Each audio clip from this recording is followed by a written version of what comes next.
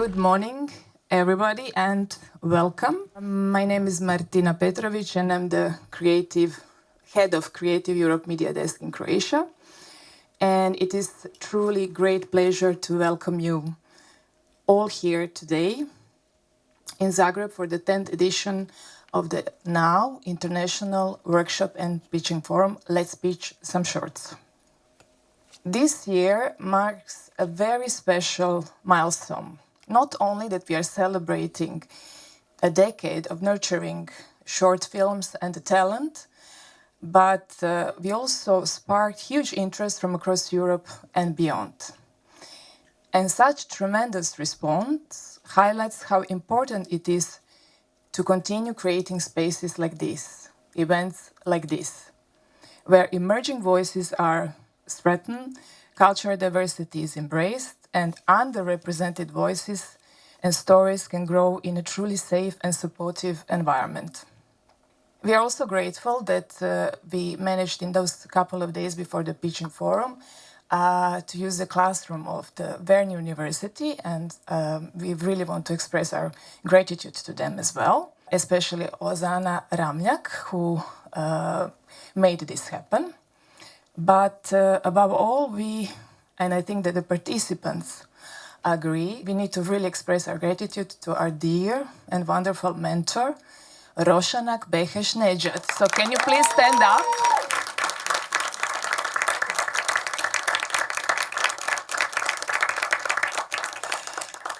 She is someone really unique. And whenever a participant asks me, who is she? Why do I need to attend a workshop like that? I always say, come, and then you will tell me when the workshop ends. We've known each other for a very long time, and she was the only one at this prestigious training program, EAVE, who allowed one media desk, me, to participate actively in her group. So I could really then learn a lot, and it was a long, long time ago. And ever since, we always tried to somehow find a way to meet each other and to collaborate together. And I'm very grateful that you managed to come also this year. Thank you. Of course. This year, we also have a wonderful jury with us. Let me start by introducing Julie Rousson. She's part of the Euroconnection / attached to the short film market at Clermont-Ferrand International Film Festival. Julie, could you please stand up as well? Welcome. I think it's Julie's first time to Zagreb. Yes. Then we also have Adam Selo from Sayonara Film. Can you please also stand up? Welcome.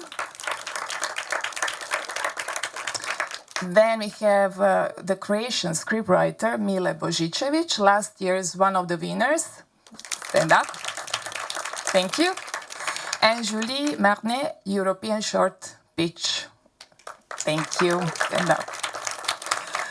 So our dear jury will listen to your projects and then decide about the awards. So I just have a little note regarding one award, which is shortlisted for the Midpoint Institute. This announcement will be notified in 2 weeks' time because the evaluation or selection committee is taking place right now. And other than that, today we're going to also announce the European Short Pitch Award as regards to the consultancy, but also Sayonara Film as regards to the consultancy on festival and distribution strategy, and last but not the least, the financial award of 3,000 euros. This year is not only remarkable because we are celebrating 10 years, but because we also are going to premiere 2 Greenlanding short films. I will do my best because I didn't get the English titles, Alberte, to pronounce them. The first one is a female perspective, Jorna Vianigilatit. And the second one is a male perspective, a bit apocalyptic. So I wanted to have both perspectives and points of view. And the title is Ima Juik. I'm very grateful that Klaus Hansen from Greenlandic filmmakers managed to get me in touch with one Greenlandic filmmaker who is today with us here as well, but also to help me connect and to get those Greenlandic films so that we could really dive into Arctic storytelling. I also would like to express my gratitude to my dear colleagues, because I'm not alone and in a sense making this event happen. So all of our participants would not have been here unless we were supported by dear colleagues, Creative Europe Media Desks in Cyprus, Denmark, Serbia, Montenegro, Czech Republic, but also we were supported by the Film Center of Montenegro, Arts Council Malta, the Organization for European Programs and Cultural Relations in Cyprus. And this beautiful venue was also the partner of the event, Kaptol Boutique Cinema. Today is above all a celebration of all of you, emerging voices of stories that cross border and challenge our perspectives, because this is what we need the most today. We need hope, and we need to have those safe spaces where you can really share your stories and your point of view. And I would like really to thank all of you participants, especially for allowing us to enter your worlds and for helping us creating inclusive, nurturing spaces where you, new talent, and diverse narratives can truly grow. Thank you. So, now comes the fun part, right? This is what we're gonna do. First, we will introduce each project and the author attached to the project, and then we will move on to the screenings of the Greenlandic films. So I will immediately open the floor, and we are going to start with Greenland. And I kindly invite Alberte Parnuuna to present her project, Dreaming with You. So, welcome, Alberte.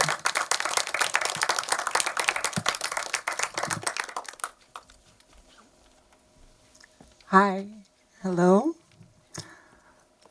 My name is Alberte Parnuuna. I am a filmmaker, visual artist, and 2D animator from Nunaat, also known as Greenland. I'm currently based in Copenhagen. I am Inuk, but I also have a Danish background, which means that I have a bit of an art perspective of colonizer and colonized. Because as some of you may know, Greenland was colonized by Denmark around 300 years ago.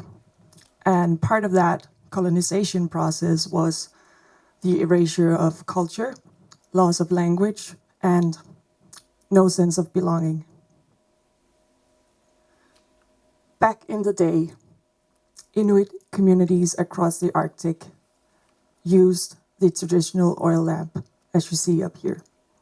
It's made of carved soapstone and driftwood. And it would not only give light and warmth, but it would also be used for preparing food, which made it a vital part of communities to thrive and survive. As mentioned, loss of language was also part of this colonization process, which means that today a lot of Greenlandic people aren't able to speak the language, which is also the case of the girl. The girl is a 22-year-old Greenlandic university student living in Denmark. She doesn't speak Greenlandic, she feels rootless, and she struggles to connect with people around her. The story begins in a lake. It's early dawn, it's foggy, and the lake is surrounded by a green forest. The girl is floating in this lake. She doesn't know where she is or how she got there, and all of a sudden, a woman appears next to her. A woman in her early 30s with big, brown, doughy eyes and a soft but stern voice. The girl doesn't recognize the stranger, but the stranger recognizes the girl. And the stranger invites the girl to dive into the lake with her. The girl doesn't really know what to do, but something compels her to dive into the lake and follow the stranger. All of a sudden, they find themselves in this 2D animated world. And in cave setting, both women are animated, sitting in front of an oil lamp. This reminds the girl of an oil lamp that she inherited of her late grandmother, who only spoke Greenlandic. And the girl hasn't been able to find this little bended wooden stake that you need in order to light and tend the fire. And this universe doesn't have a wooden stick either. So the light slowly dims out and goes dark. And the two women are transported to a beach in Copenhagen. It's night, they're alone, laying in the sand next to each other. The stranger reveals that the girl and her meet in a dream night after night. But the thing is that while the stranger remembers these dreams, every time she wakes up, the girl always forgets them.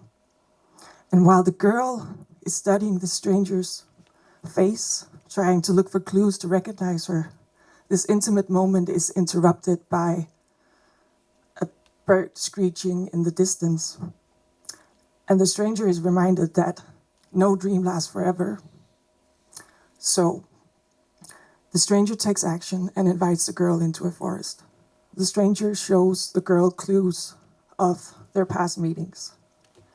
And when the girl finally remembers the stranger, they're sucked into a white void, once again animated, but this time their texture is more gritty. And the stranger knows that this is where the dream always comes to an end. And while they're slowly disappearing, the girl makes the stranger promise that she'll never stop searching for her. The girl wakes up. She grabs her notebook where she journals her dreams, and it's clear to see that she never remembers anything, except for this time. She writes down oil lamp. The girl gets up. She walks to her closet, takes out the oil lamp that she inherited from her grandmother, looks for the stick, but it's still not there. Then she frantically searches her apartment, looking for the stick, but it's nowhere to be found. And in a desperate attempt, she goes back to the oil lamp.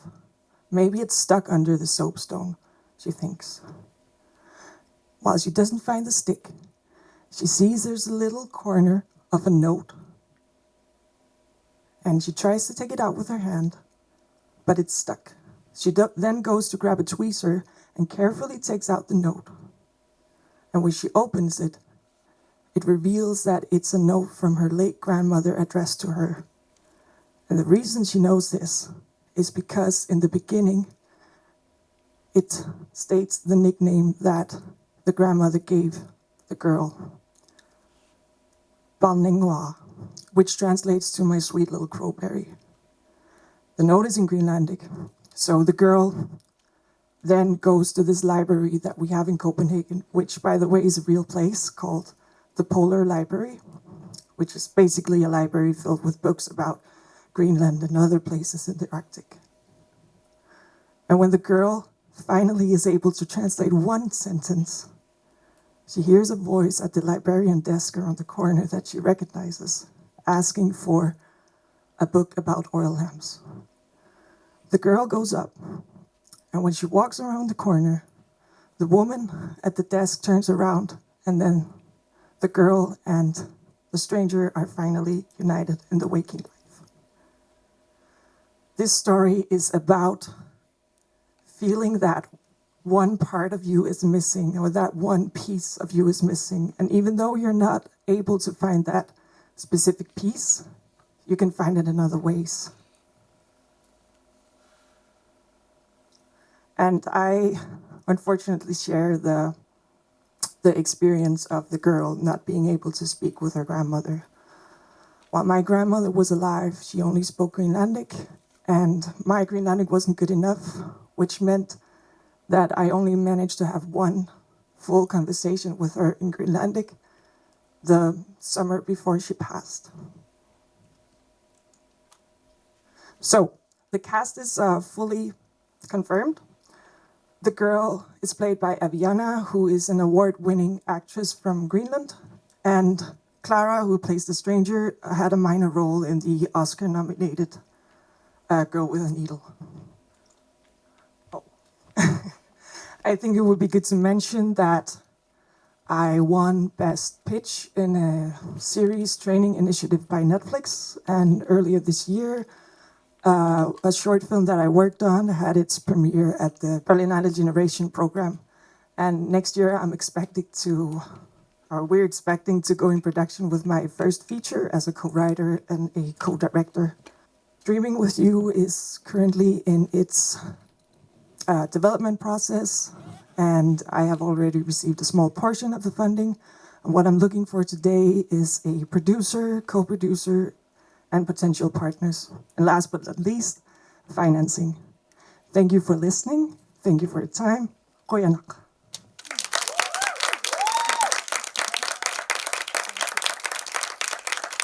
Thank you so much, Alberte.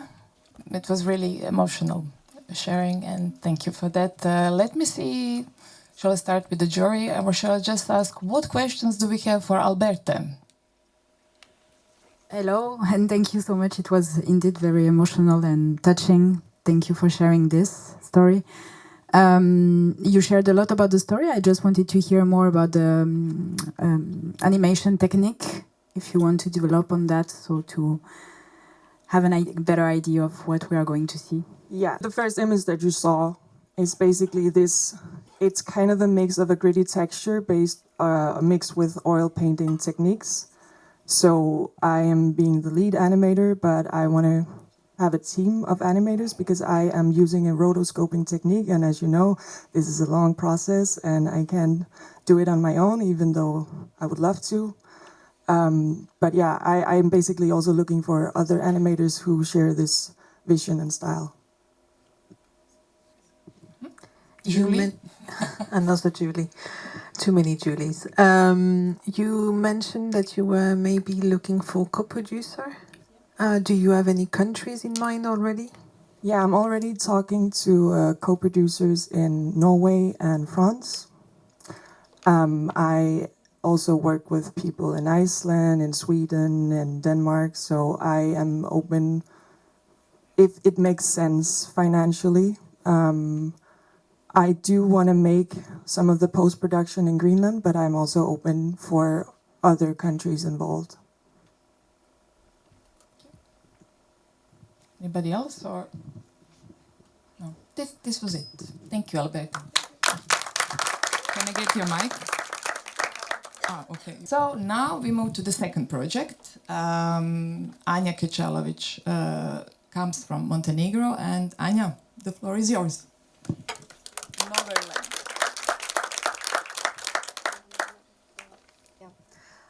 Good morning, everyone. My name is Anja Kecalovic. I am an award-winning director, writer, and producer from Montenegro. Today I will be in the role of the producer, as you can see, and this is actually my 14th project that I have done in the last 3 years that I have produced. So I'm a little bit tired, but I still got hope for this film, so stick with me. The director of the film is Montenegro's Faculty of Drama Arts best student for the last 3 years in a row, and he is also an award-winning director and writer. Now, before I actually dive into the film, I would like to explain why we are creating this film in the first place. So both the director and I had been feeling these strong emotions towards our country for long periods of time. And it's not easy to talk about this, but because we really do love our country. But we had this mixture of feelings of anger, fear, disappointment, and betrayal. I want to premise this by saying that we really do love our country and we really want to stay in it. But our country has been impoverished morally, spiritually, economically, and politically for decades. And now we don't recognize the country that we live in. So both Ilya and I, we didn't really know what to do with this feeling. So we decided to do what we know how to do best, and that is to create a film about it. So today you are here listening about it. Our story follows Rade, a kind, genuine, funny, empathic man who comes to an abandoned factory to say his final goodbye before leaving the country. But what mostly Rade does that day, he goes to an abandoned factory to find someone or something that's going to make him stay. To find someone or something that's going to make him not leave. So in this day-long road, he encounters a group of children who are playing with a kitten, who he greets very kindly with an open heart, with a genuine smile, but he is being looked down upon. One of the children even makes fun of him. So he has this bittersweet feeling inside of him because he sees the kids, but they're not really behaving in a nice way. In an abandoned factory, the first person he meets is his friend, someone who Rade really cares about, but who is not treating him the proper way. The guard contacts Rade only when he actually needs him, when Rade is useful for him, whether it be for money, for some smaller favors. He listens, but he never really hears Rade. The second person he encounters is a sex worker who Rade has been sleeping with for a long periods of time. Now Rade thinks he actually created an emotional connection with that person, but unfortunately for him, she only views him as just another customer. Now our third person who Rade meets is a homeless man who views this factory as his own home. So what that person does is he invites him for a cup of coffee and a conversation. And you would think that's a normal, everyday thing, right? Not for Rade. For Rade, that was the closest thing he had to a friendship for such a long time. So now we understand how little does it take for someone to actually feel a little bit better, to feel a little bit of hope, a glimpse of happiness. It's just a cup of coffee and a conversation, right? But now in the middle of the conversation, Rade turns his head, looks through the window and sees the kid who has been mocking him at the beginning take a rock and kill the kitten the children were playing with. Now we see Rade's numb face, and with a digital zoom out, we slowly start to discover the entire scenery. We see the sex worker counting the money. We see the guard, his friend, who is polishing the walls. We see the children laughing over the body of the dead kitten. We see the homeless man looking at Rade, and we see Rade looking at us, disappointed. And now we're back at the beginning. Now this is a classical drama. It lasts 15 minutes. It should last 15 minutes. We have a budget of 75,000 euros. We already have 10,000 in place and some in-kind services. We have applied for the national fund in Montenegro, which we are hoping is going to be around 30,000, and we are hoping that the results are going to be positive. We have already gone to another workshop before this one called Short Films in Development and Training, which is actually based in Trieste, Italy. We are still waiting to see who is the winner of that workshop. And yes, we are looking for more financing, hopefully, but mostly co-producers and some advice on the pitch that I just gave. Thank you very much for listening. And yes, I should say that we have our technical crew and cast in place as well. So thank you very much for listening, and I'm open to questions. Thank you, Anya. So let us see what questions do we have for Anya. Mile. Hello. Hi, Anya. It was a really nice pitch. I have two short questions. So one is, can you tell me what's the original title? Zemlja Dembelija. Okay. And can you tell us more about the style and this abandoned factory? Because while you were pitching, I wasn't sure, was it like a realistic experience we as an audience will have, or does it, veer more towards like semi-surreal thing? So can you just describe the location in mind and how do you see the directing style of it? Yes, I am going to try to describe the director's style, hopefully. Well, yes, it is a realistic location. We already have the location confirmed, and it's actually one of the abandoned factories, and it has a sort of like metaphorical significance because that factory is one of the factories which has been spent during the previous regime in Montenegro. So we really wanted to use that one. It's called Primorka, and it's set in Bar, a city on the coastline of Montenegro. We are going with neorealism, so some sort of like Italian style. It's not going to seem surreal. At least that's not the idea for this film. Do you want me to talk a little bit more about camera movements and stuff like that, or is this? No, just like the location and the visuals. That was what I was interested in. Okay. But your answer is, pretty spot on. So thank you. Thank you. And Julie, right? Yes. I have a very simple question. You mentioned that the film will be 15 minutes. Is there any reason behind this duration or not?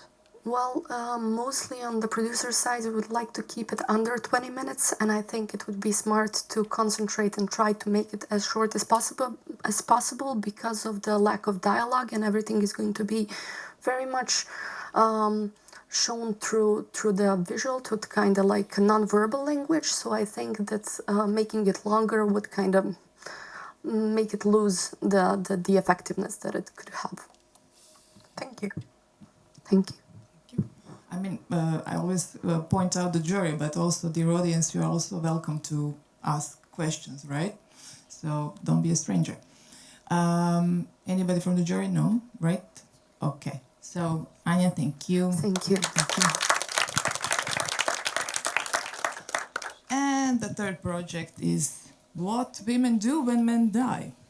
And we have dear Maltese representative, Francesca Zami. Thank you, Francesca. Okay, no switching. Okay, hi everyone. I'm Francesca from Malta. And I'm going to be presenting my second short film. My first short film, Rabbit Stew, won the Best Director Award at the Malta Youth Film Festival and the Best Student Award at the Repton Film Festival in the UK. I wasn't there to collect that award because it was around 3 years ago, around this time actually, in July, because I was in the intensive therapy unit with my mother and with my sister, waiting for my father to die. And I don't know if any of you have had this experience, but sometimes when you're waiting for someone to die, it can take a few hours. And we were all sitting on this really uncomfortable hospital armchair. And my mom and my aunt, they started talking, and they started talking about who they had seen at the hospital and their neighbor and this and this and this. And I thought, wow, this is what women do when men die. They talk about life, and life goes on somehow in this absurd moment. And I remember really clearly that just a few moments before my father passed away, another person died, and his family in the waiting room, they were very upset and they cried a lot, and his widow was shouting, and my mother turns to me in a very stern face and she tells me, "We're not gonna do this. We are not gonna be this dramatic." And I thought, okay, so don't cry. So I started writing this film about this woman, Salvina, who's around 50 years old, who has just lost her husband, and she's a very stoic woman. So she does not cry. She takes care of everyone else in her life. She lives in this building with some other women, and she takes care of them.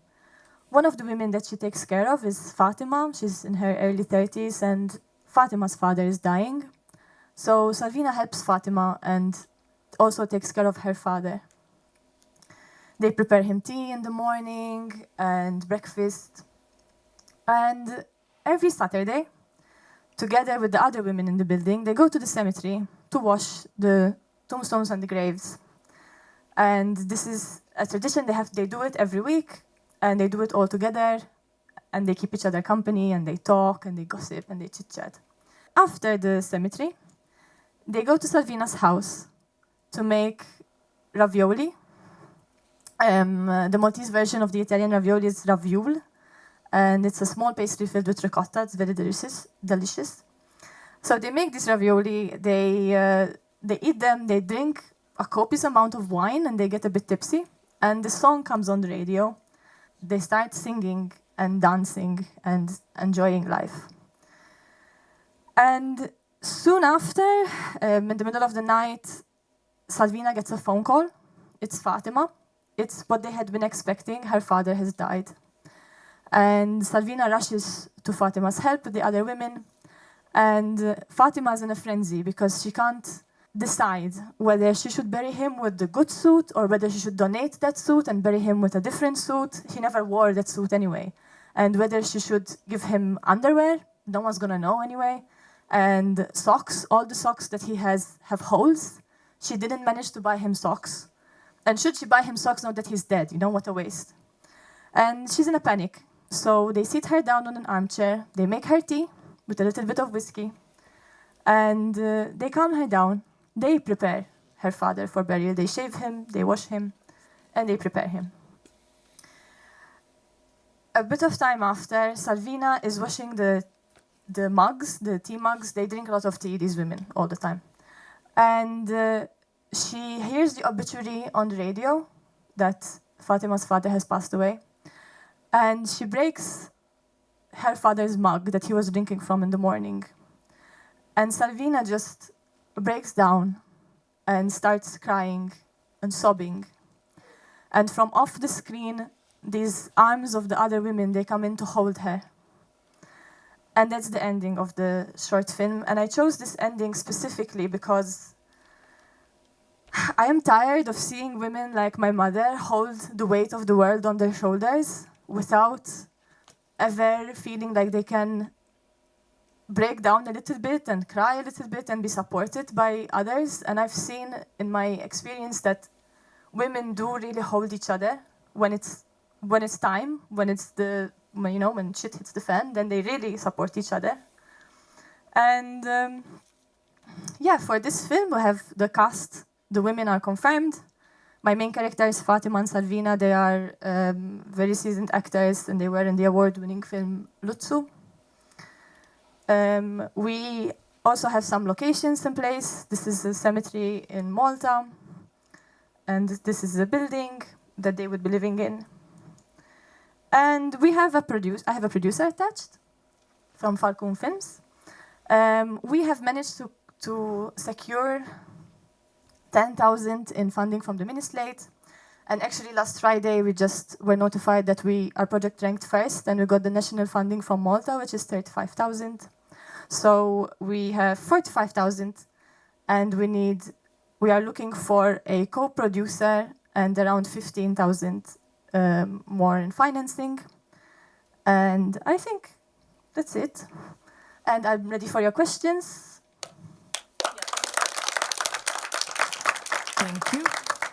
Thank you, Fran. And this is the photo of your mom, right? Not the producer. No. So first question, my mom is single, if anyone is interested. That's her. She's a very good cook.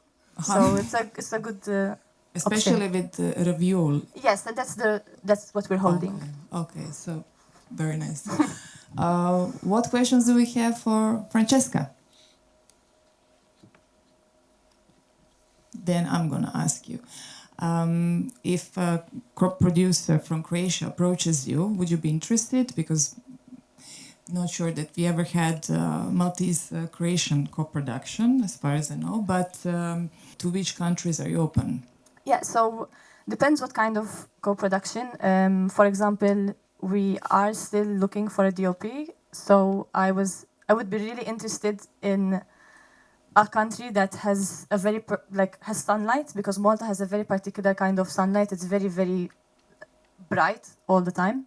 So yeah, some kind of Mediterranean country that has the same kind of sunlight for a DOP co-production would be great. Yeah.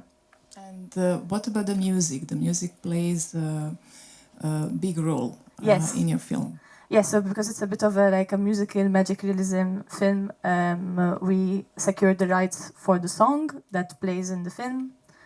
They were actually really excited about it because it's quite an old song, and I think it went a bit out of fashion. And this is like You're reviving it. yeah, it's my mother's favorite song, so I'm reviving it for her. Okay, great dream team. Okay, anybody else? Yes. Thank you for sharing. I'm here. Okay, good to see you. Thank you for sharing this story. How do you think to convey this sense of intimacy and silence of Salvina emotions in this film? Do you already have a visual tone in your mind or any specific cinematic reference for the short? So it is an ensemble piece. So it's the group of women are very often together. On almost all of the film, they're together and they're talking together, and it's how they interact together. And through the other women, we can see that Salvina is different and that she's very stoic and rigid and is always doing things and is never like 1 minute just sitting or just not doing something. She's always doing, and she's always looking to distract herself. So that was the first question. And for visual tone, I love La Chimera, Lazzaro Felice.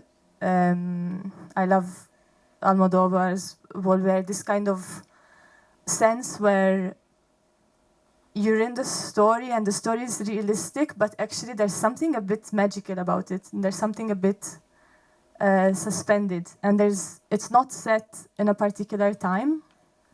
So it's a bit, that's kind of the style, yeah. Okay, thank you very much. Thank you, Adam. Okay, I don't see, it's a bit difficult to see, but I don't see any hands in the air. So thank you, Francesca. Thank you. So let me see if I now have the right order. Yes, The Burden and Vedran Husremovic. And the floor is yours. Hello. Hi, everyone. My name is Vedran. I am a director, writer, and producer here from Zagreb. I would like to present to you now my next short fiction project called The Burden. The Burden is a romantic drama about an unlikely connection between a down-on-her-luck mother and a lonely man walking his dog. The film takes place in the present day, on the most unromantic pedestrian bridge over the river Sava in the small hours of the night. The story is told from the perspective of a 30-year-old woman with a baby in her arms. She's at her wit's end, standing on this bridge in the middle of the night, her intentions unclear. At her lowest point, she's confronted with a choice, either to run away or to trust a complete stranger.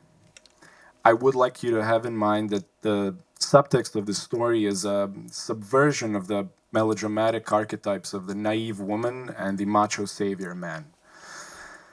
Now, the film opens with her staring down the railing into the river beneath. She's startled by the appearance of a man in dusty construction worker's clothes. He's walking a dog.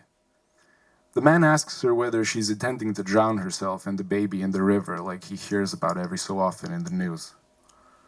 She's stunned by the question and asks him to leave her alone. The thought crosses his mind almost every time he walks the bridge, he says. The woman keeps him at arm's length as he keeps on talking. At one moment, he asks her what the baby's name is, and it turns out that her child and his dog share a name. The dog belonged to his best friend, he says, who took his life 6 months ago. Never really fond of them, but they do get along. Dogs, I mean. Their conversation ensues, and it turns out she was hurt and betrayed, while he feels crushed by the loss of his friend. We start to get a sense of an unexpected intimacy between the two people. At one moment, the man jokingly suggests that they trade places. She initially brushes him off, of course, but in an absurd twist, she decides to hand her child over to him. She paces away wordlessly with the dog. The man totally baffled. A wide shot then reveals that she'd moved only a couple of meters down the bridge.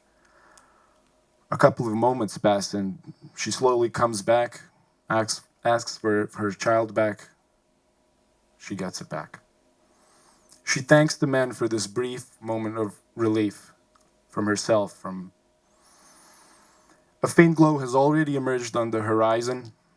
The man finally dares to ask her out for a coffee. Maybe, she says.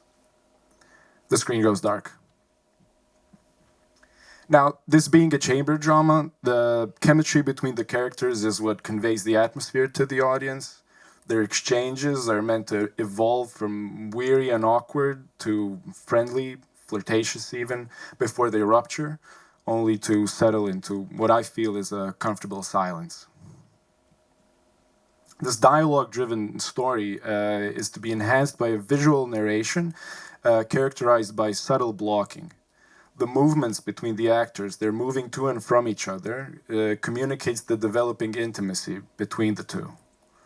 The film, I think, should be shot widescreen, anamorphic, to accentuate the geometry of the location and to give us some more space for blocking, for moving the actors. It's very flat, but should be sexy. It'll be lit expressively.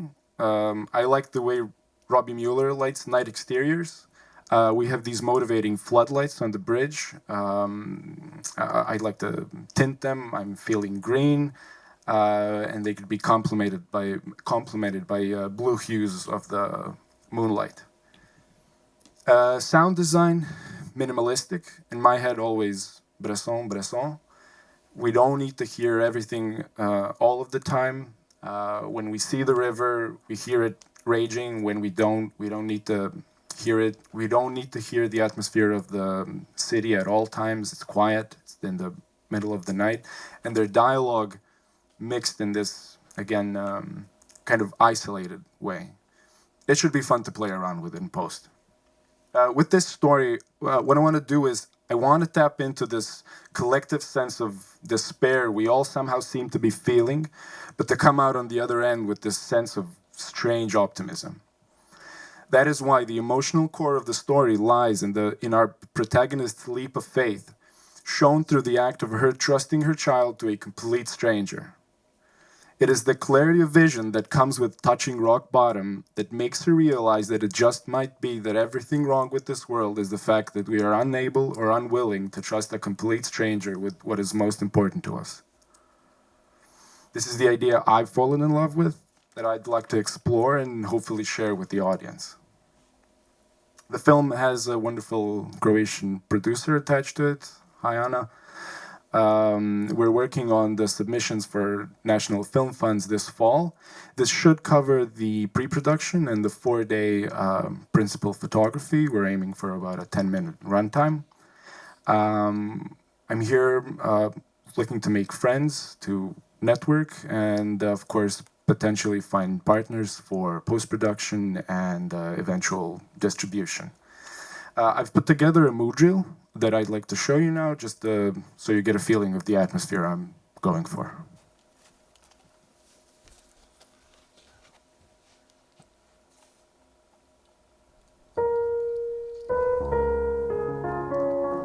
The day the baby was born, she began to get irritated with everything around her. How do you...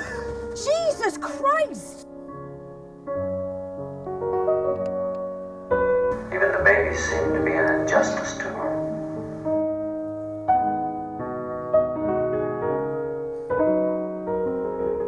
Someone flashy walks into your life and you're just gonna fall for it. I'm so glad because no one knows I'm here and I don't know anyone that knows you that would tell me all the bad things you've done. Yeah. I'll tell you some. Yeah, I'm sure. She told him that she dreamed about escaping. That was all she dreamed about, escape.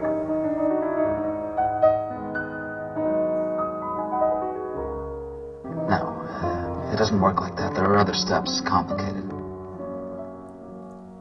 I didn't think so. Just thought I'd ask in the off chance. You know, like faint heart and that.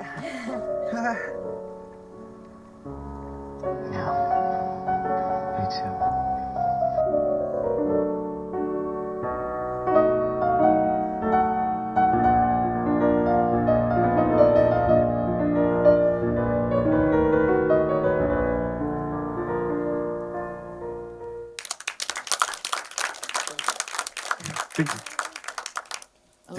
attention. Let us see what questions do we have for Vedran. Julie? Thank you. Hey. Hi. I think you tackled it a little bit with the themes and you talked about the emotional core. I just wanted to, if you can elaborate a little bit on why you wanted to tell this story and this female perspective. I would like to know more. Thank you for the question. It's pretty straightforward. The woman is my mother, which kind of makes me the baby. It's the story that my mom told me, minus the man. She's the woman on the bridge. Is that okay? Wow. Yeah. Thank you. Anybody else? No? Clear? Okay, so thank you. Thank you so much. Thank you. Thank you, Martina. We'll do it for later, yeah? Yes. So we are traveling a bit around the world. So we are now going to travel to Brazil. And it is our pleasure to welcome Larissa Murai.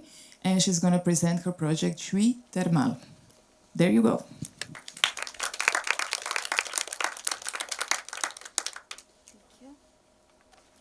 Hi, everyone. My name is Larissa Murai. I am a writer and director from Brazil. I graduated at cinema in São Paulo. And this is my project, Chui Thermal, which is the name of the oldest sauna in São Paulo. I am also an actress, and I started really early in my life. I started when I was 12 in Brazil. I worked for Disney Channel for more than 10 years there. And this is me. I was like 18, I guess, here. So all my life, I've been very afraid of getting old because for Disney Channel, the older you get, the less interesting you are. And I think it's for all industry like this. Like, there's a story of Meryl Streep that she said one time that when she made 50 years, she got like 3 roles to make a witch.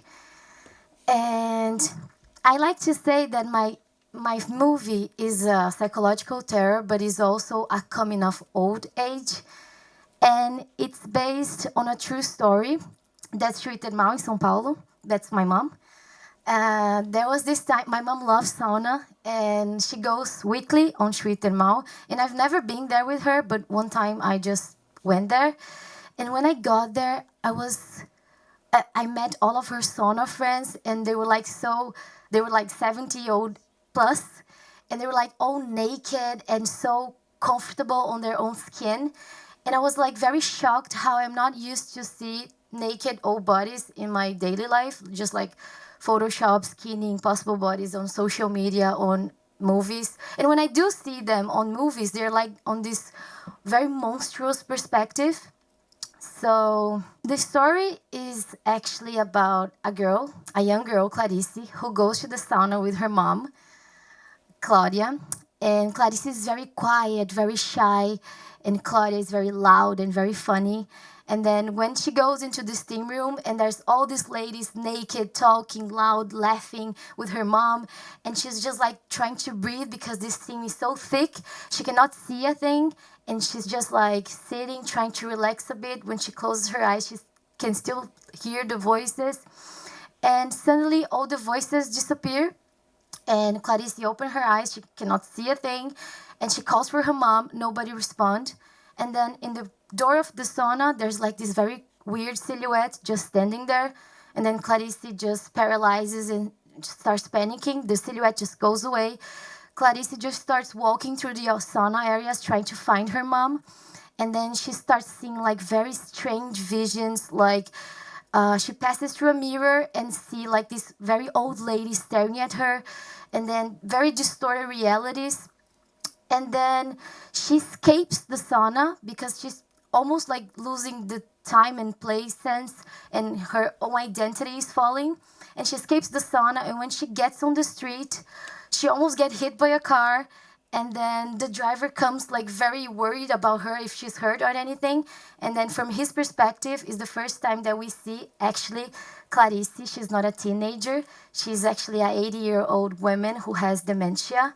And all of the ladies of the sauna are just like approaching to see if she's okay and everything. And Claudia is approaching like very apologetic with her hair still wet. Like Claudia is actually her daughter, not her mom. And the final scene of the movie, we are on this driver's car because he's giving them a lift. And Claudia's in the front, like explaining her mom's illness, but we cannot hear much. We're with Clarice at the back of the car, and she opens the window. The wind just touches her face. She has this little smile. And then the last time that we see Clarice is the 16-year-old woman. So I want to explore the fear of aging, and mainly on the female perspective. And my movie has these three pillars, which are beauty, loneliness, and illness. Because from all the conversations that I listened on the sauna, these were the main topics. And I really want to explore how we, as a society, we don't know exactly how to deal with the aging process. Because for me, those women at the sauna, they represent the beauty of aging. Like they rub each other's backs, they share beauty secrets, they share personal secrets, and they were like all naked, and naked of judgment, naked of everything physically and metaphorically.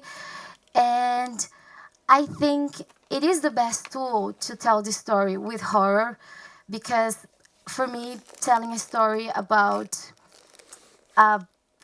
the fear of aging and this fear of becoming a witch, I think is the best tool that I can get. And I see this movie as a very uncomfortable and strange aesthetic. The saunas in Brazil are kind of different than European saunas, mainly Chui Thermal, because it's very old and dark and everything. And I have a Brazilian producer attached. His name is João Macedo. He does a lot of movies in Brazil. His last one is called Tô, from Carolina Markovits, who was in more than 70 festivals, including Chief, South by Southwest, and San Sebastian. And we are trying to get some fund from São Paulo Fund, which was the first fund that I get for my first short film. But we're looking for partners. We're looking for financing overseas. And total budget is 25,000 euros. And my plan is to this movie kind of tell young Larissa that it's totally okay to become a witch. Thank you. I have mine. Thank you. Thank you, Larissa. What questions do we have for Larissa?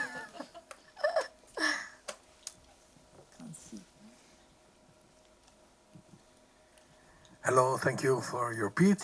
And how do you think to use the sound and the visual effect to give us this emotion of? Thank you for that, because I forgot that part.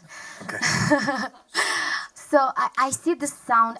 My plan is to make the viewer really feel this sauna and really hear it. This sauna in Brazil, I felt it was a horror movie mainly because of the sound, because it makes like a, you know, that sound.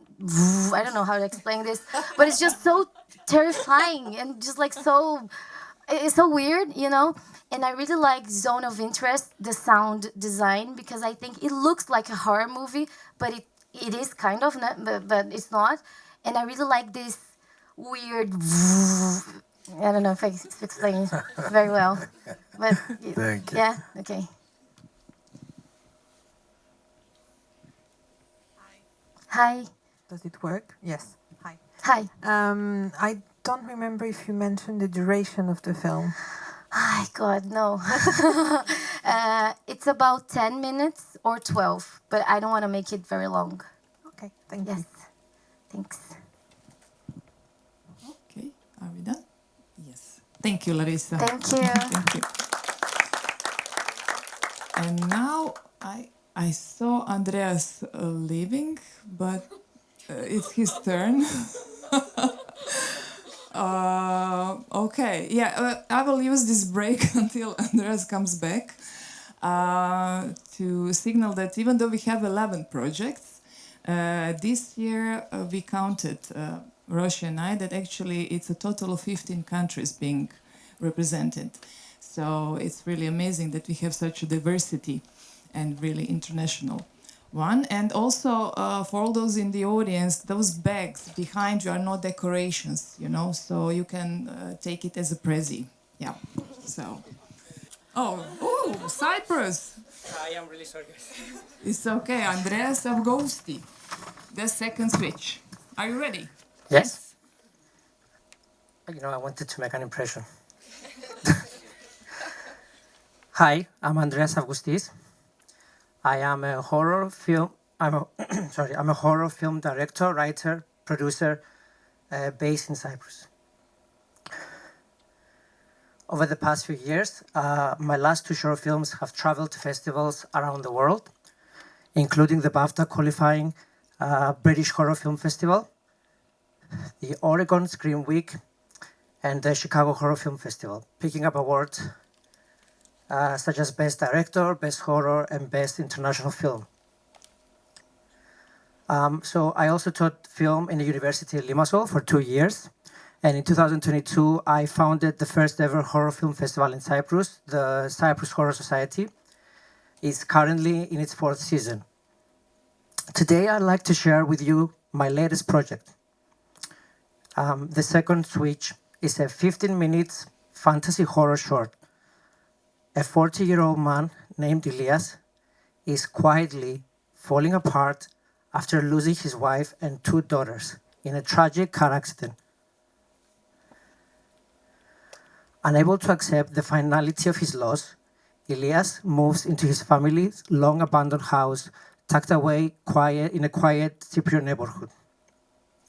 To others, it might seem like a fresh start. But Elias, he has a secret. He remembers what the house can do. He begins exploring. Firstly, he places old photos of his family around the house. He's looking through furniture, the wallpaper, fixtures, and he notices something strange. Every room has 2 light switches. The first is old, original to the house. And the second, it's been added in odd places, with the wires exposed as if someone pulled them apart. Elias begins repairing them, and it's clear he sort of knows what he's doing. Eventually, he fixes the one in the living room. After a moment of hesitation, he flips the second switch. At first, nothing. He's puzzled. Then suddenly, the room is bathed in an eerie blue light. There is no source for this light, no shadows. It's unnatural, like a flat veil. He steps into the room. The furniture looks moldy, damaged. The wallpaper is peeling to reveal strange patterns underneath. Something isn't right. Then he sees it. An oil painting that he remembers so fondly of the house back in the day, now is transformed. It's become a portrait of this creepy, green-skinned woman. Her eyes follow him, but he doesn't know her. Ghostly figures begin to appear. A man eerily walks past him, but a child runs across the room quickly. Elias notices them. He reacts, but he stays calm, more curious than afraid. When he turns off the switch, the room returns back to normal, as if like nothing happened. But now he's obsessed. Elias begins fixing more switches, but he's looking for something. He's looking for the main switch of the house.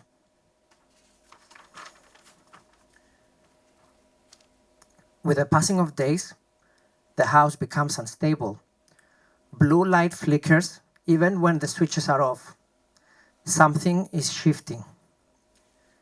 Eventually, Elias discovers the main switch. hidden in a cavity inside the walls. He rewires it and turns it on. And that's when everything changes. The house is fully engulfed in strong blue light. The light is so bright, it's creating a humming sound. Reality dissolves. Furniture fades. Walls blur into the background. The space becomes larger, wide, empty, formless. Spirits flicker in and out. The painting of the woman is barely visible.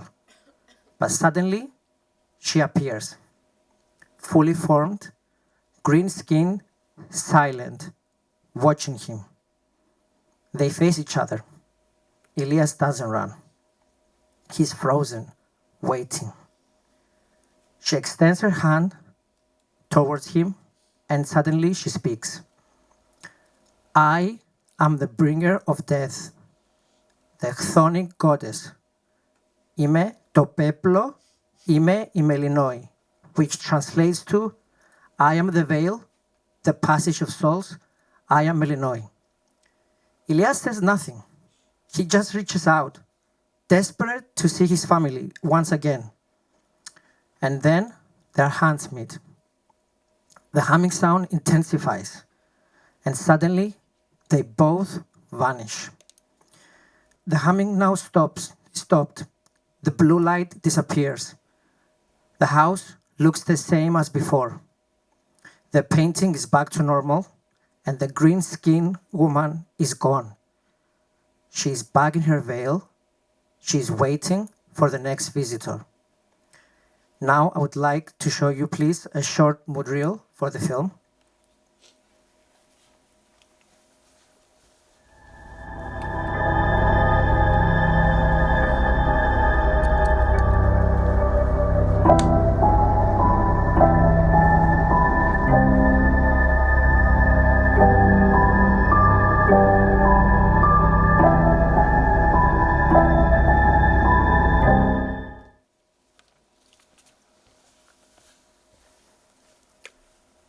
The second switch is a story about grief, memory, and the supernatural.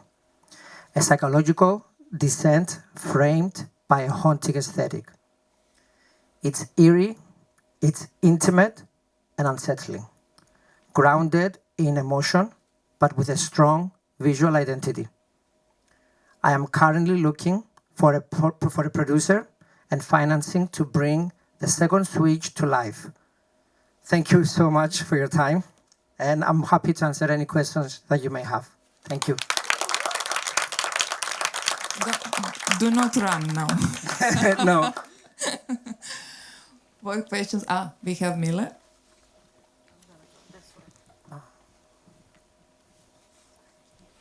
Hello there. Hello. Nice pitch and a nice story. I didn't get it, so can you please elaborate? From what I understood, there's only one character throughout the whole movie, right? Yes, Elias. So it's mostly visuals, right? You wouldn't have dialogues? It's mostly like, right? Yes. So there will be the tiny bit of dialogue from the green skin woman. I always like to rely on visuals. I love horror films, and I love when a horror film has color and has light, because it's a great juxtaposition. So I'm not opposed to dialogue, but I always try not to rely on it. And this film it barely has any dialogue, and it's coming from the green skin woman, Melinoi. Great, and just one more question. This is just like out of curiosity, when you started doing this project, or even now, were you thinking about it from the get-go as a short, or is there an idea for a feature somewhere in there? So for this film, it was always an idea for a short film. I do have a grander idea. The last 3 short films that I directed, they all exist in the same universe for me. all standalones, but potentially in the future, this could be something I could connect the ideas together because they do exist in the same universe with the same rules of the universe that I like to follow within my films. Cool, thanks. Julie? Yeah, thank you. I also have one curiosity, and I don't know, maybe I missed that part as well, but why does he decide to go in this house?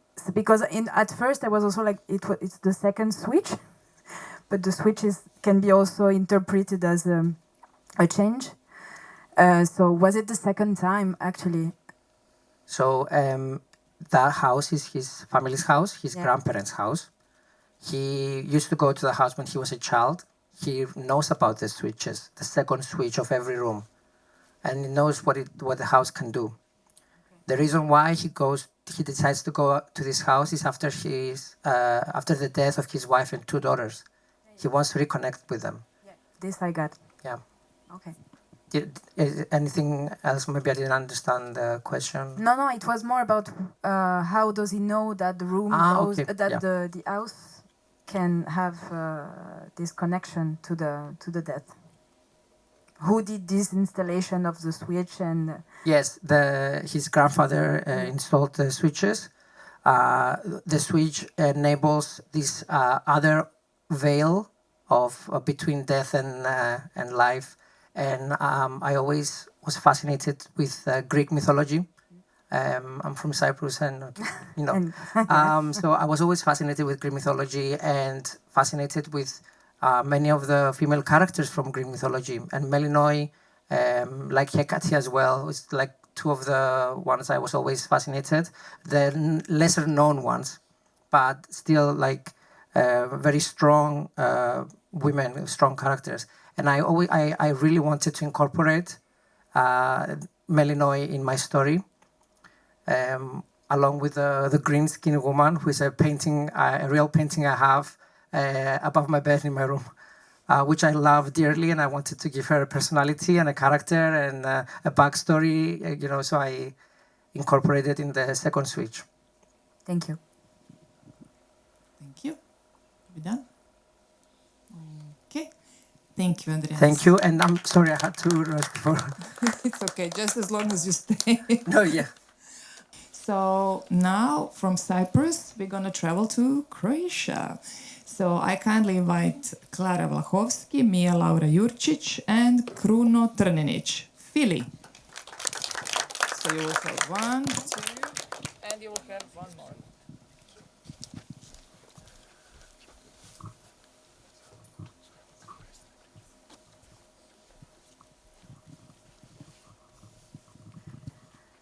Hi everyone, I'm Klara Vlahovski, a producer and master student at the Academy of Dramatic Art in Zagreb. I'm here to present my thesis film. This is Kruno Trninić, our director and screenwriter who graduated film from NYU Tisch. He loves telling social important stories. And this is Mia Laura Jurčić, our co-writer who graduated from University of Amsterdam. Strong female stories are her skill. We are team behind Fili, short folk horror film.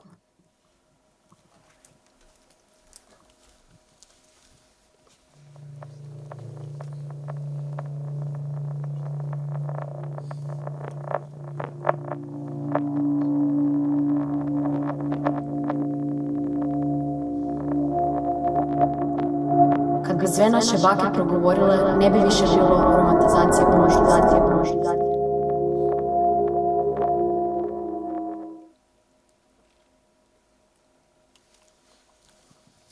So our story is set in autumn of 1930, when a 14-year-old Nera comes to visit her grandmother's house in the countryside in order to explore her heritage and countryside traditions. Unfortunately, her trip gradually turns from naive curiosity to unearthing collective evil. During her stay, she befriends Jela, a 14-year-old girl in a white dress and with red ribbons in her hair, and Karshan, an older boy who, from the moment he meets her, starts trying to pursue her. Nera brought her father's camera with her, so she spends most of her time capturing the nature, the wells, the river, the village, and the villagers, which kind of rubs the villagers the wrong way because to them the camera is this sort of devilish object that can capture one's soul. So in her curiosity and because she's unaware of the village's traditions and superstitions, Nera accidentally starts coming off as a witch, locally known as Copernica. What she's also unaware of is that this specific village has a long history of witch hunts in which Karshan's family was also involved. However, Karshan is ready to ignore all of the red flags that the village sees in her simply because he has a crush. But once he gets rejected by Nera, his crush turns to disgust. And then when he follows her back home and sees her developing the photographs and using all sorts of chemicals, which to him looks like pure witchcraft, he is now convinced that she really, in fact, is a witch. So when she's in the village, Nera has been hearing Copernica, Copernica, Copernica, and also once been called by that by Karshan in a joking manner.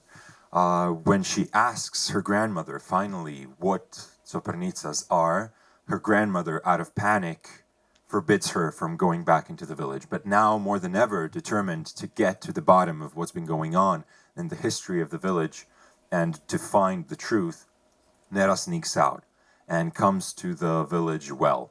She explores it, inspects it, and gets near it, takes the wooden wheel, starts turning it, starts pulling out the rope, and instead of a water bucket, at the end of the rope, she finds a red ribbon. Next to the well, she sees Yela, soaked, without the red ribbon in her hair, and holding out her hand. It finally clicks for Nera. Yela is a young girl who'd been called a Copernica and thrown into the well decades ago. Yela is Nera's grandmother's sister. Freaked out by this ghost-like appearance, she runs to Karshan's home for help, but there she finds an army of people ready to kill yet another witch. They attack her, they wrap her head in a potato sack, and they waterboard her with the water from the well. In the chaos, the villagers don't notice, slowly but steadily, a group of white-robed women joining them. Just before they're about to throw the body in the well, they take the potato sack off the head, and they see Karshan's face. They had killed one of their own, a revenge long overdue, and a warning for the coming generations.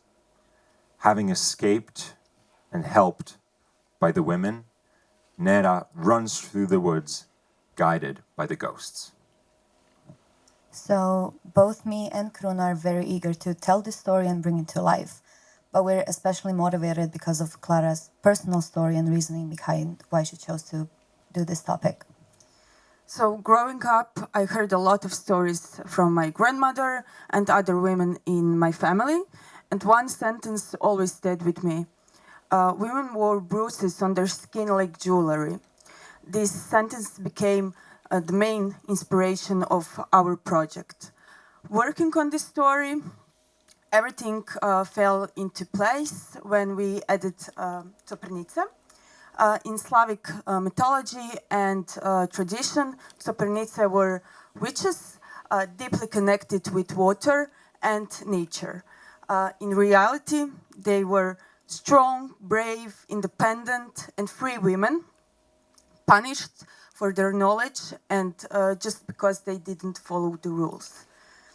As a woman, I feel connected to the theme of generational trauma. As a producer, I want to make film to help heal it. So this being a period piece, our production design is rooted in historical research, but also crafting stylized early 20th century scenery and costumes that are superimposed on foresty nature, an embodiment of purity and kind of a stark contradiction to the nearby bloodthirsty residents.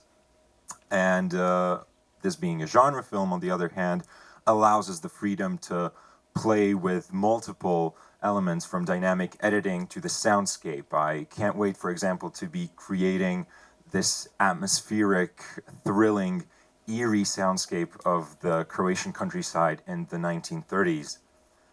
But perhaps my favorite thing about genre films is their ability to simultaneously grip the audience while telling social, contemporary, political stories.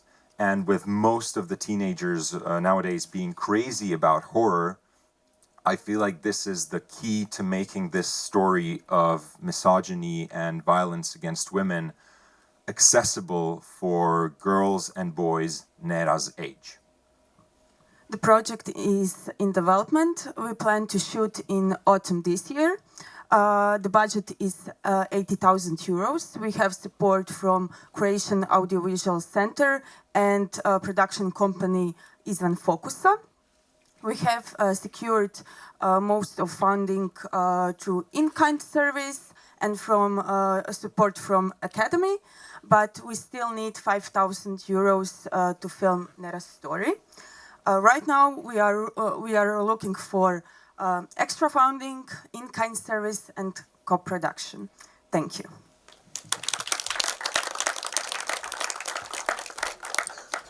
Thank you. So this was Croatia. What questions do we have for them? Julie. Thank you for the pitch. I have a question because you mentioned that you think the horror genre is the opportunity to touch young people on this very important subject. How do you think young people will relay in a story that is told in the 1930s? Because with the connection that you've made at the beginning is like we have this sense of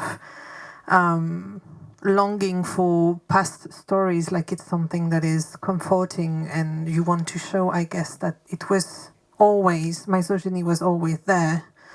But how do you manage to create a connection with the young audience with putting your story in the 1930s? Thank you so much. So I feel like the answer to that is really in character and in the fact that, you know, we've all seen movies in the past, in the present, and set in the future. So what we connect to isn't necessarily, you know, the experience of not riding in a Volvo but in a carriage. It's who's riding in the carriage, who's riding in a Volvo, who's riding in the, you know, Starship Enterprise, and the fact that character is at the center of this story, especially Krshan and Nera, this, you know, kind of an archetype of a boy meets girl that gets, you know, turned in this toxic masculinity / incel kind of way, if that makes sense. I think that the key of doing that, of making the story approachable, is to first and foremost create and foster a relationship between Nera and the audience, which I feel like through our script and direction we really do. And Krshan as well, and all of that is especially something that we'll be having conversations about before and during casting. But yeah, Krshan as well, I feel like we don't introduce him as the bad guy, but we kind of see his story arc in the film, from being, you know, enamored to taking the tradition once he's rejected. And obviously we play with boys at the very start of the movie being related to Krshan's feelings about Nera, which again then we turn. So I feel like to make it work, it's all about character, and I think that we're going to be successful about that. Thank you so much for the question. Thank you. Okay, and I have a question. The sound is gonna be an important role. Do you have an idea who's gonna be your sound designer? I've worked with a great sound designer who loves genre films, and we both, he's worked, and we're currently working on my debut short, that's completely different, but is a genre film. And we keep having these conversations about bringing genre films to life here in Croatia. So yeah, his name is Dino Divkovic, and he's my first choice, but we need to shoot the movie first. But yeah, he's very passionate, and we all are about this story and, you know, trying to do something fresh in the environment of Croatian film industry. That's great. Thank you, and I really love this red ribbon touch. Yeah. Thank you, everyone. Thank you. Thank you. Okay, we have some moving going on. Now we're going to move to Serbia. The project title is still Cake Do Us Part, and it is our great pleasure to welcome Lana Pavkov and Ana Ostojic. Is this working? Okay.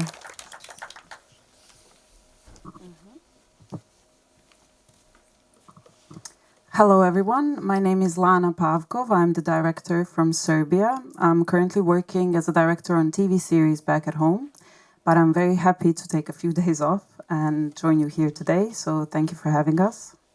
And hello, everyone. My name is Anna. For this project, I'll take on the role of the producer. So this will be my first time doing something like this for the film. Currently, I'm working as a coordinator of the Free Zone Film Festival in Belgrade and as a producer of the Interaction Student Film Camp in Požega. So I'm also single, almost 30 years old, and at the family gatherings and lunches, I often get asked this question: when I plan to get a boyfriend, will I get married or have kids? So weddings are a big subject among me and my friends, and we heard this ridiculous story that we decided to use as an inspiration for the film. So picture this perfect wedding with a flawless decor and happy and joyful newlyweds. Everything seems fairy tale-like until groom's father comes up to the newlyweds with this big tacky cake in the shape of the bell tower of the St. Dominus Church. The church is a symbol of the city of Split, and there's this tradition that dictates that the bride and the groom cut this cake together with a sword. The male hand is supposed to go above the females in order to establish dominance within the household. So our bride, she refuses to play along with this, and she's fighting for the sword, she's fighting for her grip, and what follows is this bloody accident. She cuts off her finger. Now, if you're thinking the story ends here, it doesn't, you're wrong. She opens eyes, she sees guests staring back at her in shock. Her godmother is running towards her to help her, and her groom is on the floor sobbing like a baby. Very unattractive. And she's thinking, we paid for this wedding. She wants to continue with the wedding. She asks guests, let's have fun. Let's play the music, continue. This is not going to stop right now. But everyone is still in shock and just staring back. So she's thinking, okay, so you wanted to pursue male dominance within my own household. Not going to happen. She sees the sword next to her on the floor. She takes it and she snaps, thinking, I'm taking control now. She starts waving at the guests. They all get scared. They flee from the venue. And she's all by herself. She walks towards the heart-shaped stage. She sits down, thinking about what just happened. She sees a slice of the cake on the sword. She takes a little bit, and her groom is basically crawling towards her, ends up laying in her lap. So in Serbia, weddings are a big thing. People go into debt only to make this huge, it's like a competition, who's going to have a bigger and more kitschy wedding. And there's so much expectation from the society on the tradition, on the protocols. It almost loses sense of why the wedding is happening in the first place, which is celebrating love between two people. So what we want to make is a grotesque, very paced film, visually kitschy, obviously, with a sprinkle of Balkan tradition style. This dark comedy, Till Cakes Do Us Part, is supposed to be filmed in 7 days, 3 days of preparations and 4 days of shooting. The estimated time of the film is around 15 minutes, and we already have confirmed cast. Milena Božić, she'll play our bride. She's also a producer and a screenwriter for this film, alongside Sunčica Milanović, who's also a co-screenwriter with Milena, and she'll play a godmother, and Josip Ledina, who'll play our groom. The project won Best Pitch Award at the Short Film Festival in Trst, and special mention at the festival in North Macedonia. We also have two co-production companies, Zenit Films from North Macedonia and Woods Production from Croatia. The total budget of the film is 100K. So currently we are working on securing funds and developing a financial plan. We are looking for the production company through which we can apply for the Creative Europe mini slate open call. But we are also seeking partnerships and sponsorship with brands and companies who may be interested in this story. This is going to be a very expensive wedding, so any kind of support would be really valuable to us. Thank you so much for your attention. Thank you. Thank you. This was Lana and Anna. Questions? Yes, Adam? Yeah, thank you for this story. It's really fun and also very deep. And in fact, the question is, how do you think to balance the dark comedy with the deeper social issue that you want to pass to the audience? So what we want to do is focus on our bride and her perspective and how she feels through the film. She plays along until the cake arrives. She plays along this role of a nice bride, doing the protocols and agreeing to whatever the tradition is. And she gets surprised with the groom's father surprises them with the cake. They didn't know it's going to happen. And young people in Croatia and Serbia, they're disgusted by this tradition.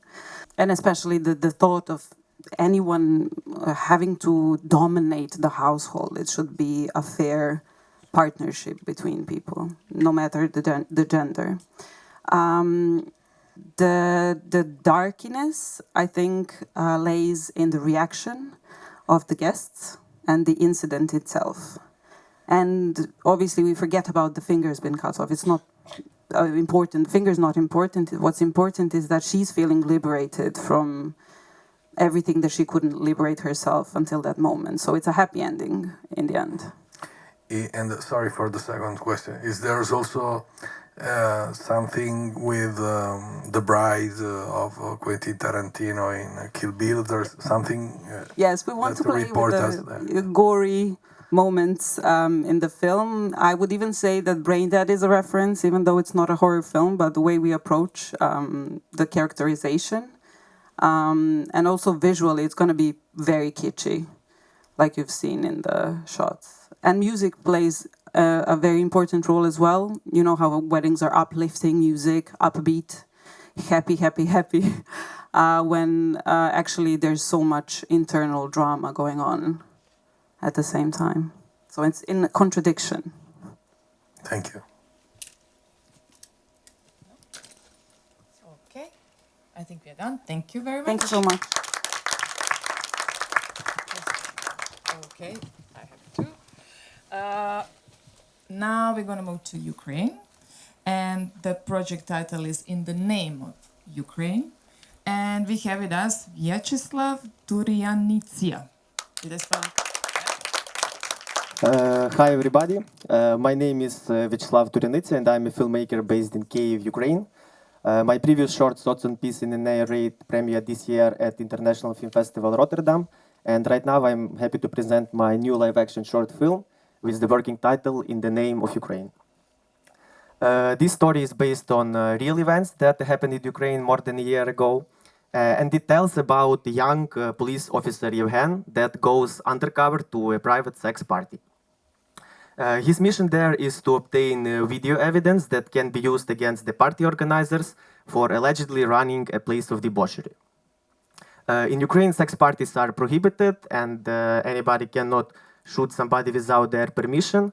So especially having sex. So Yevhen's superiors, they come up with a great and genius idea that Yevhen has to record himself having sex with another undercover woman at the party, and they will use this as an evidence. Yevhen, who used to be a part of the sex parties community in the past, but now he goes through his midlife crisis. He is very worrying about being overweight, about losing his hair. He hesitates at first, but when his superiors remind him that successfully completing of the mission will lead to his promotion at work, he agrees to do the job. So at home, Yevhen prepares for the party very, very seriously. He uses a small hidden camera into the third button of his shirt. He hangs this camera and shirt on the chair and trying to imitate sex with a pillow and in order to watch how the camera works, the angle of the camera, the characteristics of the camera, in order to be prepared at the party. So everything goes smooth and etc. At the party itself, which is going to be shot in a luxurious and big mansions, 3 floors with a pool, everybody has fun, talking to each other, dancing to each other, taking part in the activities proposed by the organizers, having sex with each other. Yevhen just observes, he's looking how everything works, he's trying to find an empty room. And finally, when he does, he goes there and hangs his shirt with the hidden camera in order to be prepared to have sex with another undercover woman. When he finally meets this woman, at the very end, she rejects to do the job, motivating that she doesn't understand why these people should go to jail, why everybody has to be punished, because this is an ordinary space with everybody having fun, with the permission of each other. So there are even soldiers that came from the front line to have a rest, a relax. So she just doesn't want to do the job and she leaves. Yevhen is frustrated and he doesn't know what to do. He's shocked. Probably he has to find another woman to have sex with, but it is prohibited to film without the permission. Probably the woman that left was right and he also has to leave. But he's just very shocked, trying to observe again things and what is happening around. Suddenly, when he notices among all the props of the sex toys that are standing in the interior of the cottage, he notices a highly realistic torso of a rubber woman. He decides to take this rubber doll to the room where is the camera is already hanged. He put the rubber woman. He covers some parts of the body with the pillows, with the sheets, and he starts to have sex with the doll.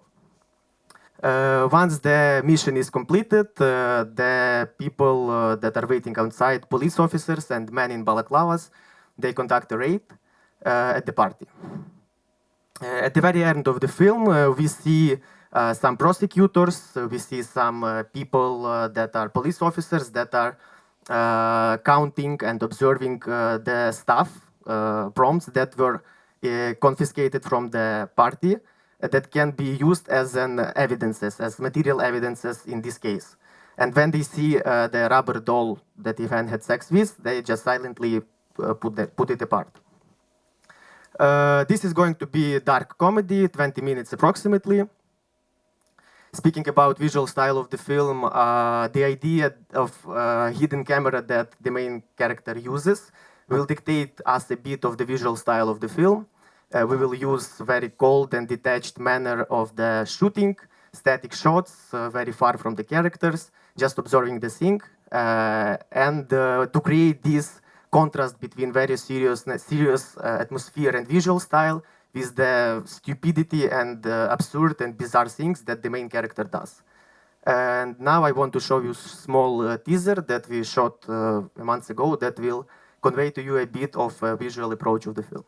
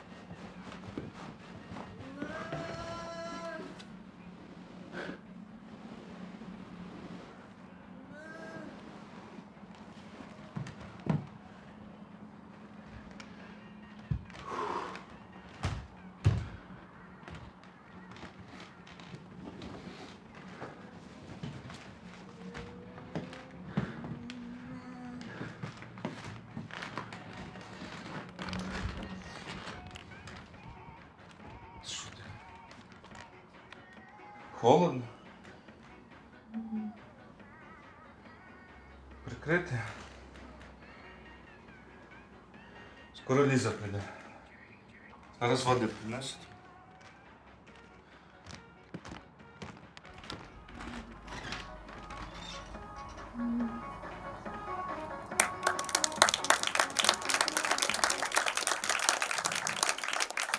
Due to financial restrictions because of war in Ukraine, it is impossible to raise any funds and money in my country. So we are looking for any financial opportunities and partners to ready to come on board and share this journey with us. So this was in the name of Ukraine. What questions do we have? I know the project a bit, but maybe could you also decompose a bit, because we start with the main character alone, and then we move to the place. So there are three parts in the end. There is this final part with the police coming to. I don't know if you want to be. Yes, speaking shortly about like the structure of the film, we see the preparation of the guy with the police officers that are telling him what to do, how everything has to move on.